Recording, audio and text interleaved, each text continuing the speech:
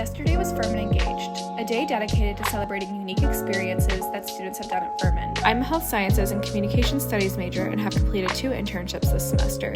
Today I'm presenting on both of those opportunities. I worked in the university communications office where I created video content for social media and attended various university events. After this presentation, I headed over to the Herring Center where I teach OLLI, which is the Osher Lifelong Learning Institute.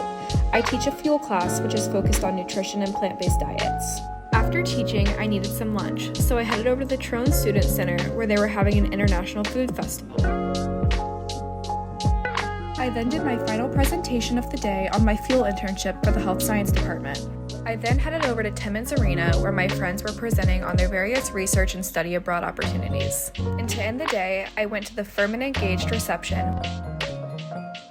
Thanks for following along, and make sure to follow us for more Furman University content.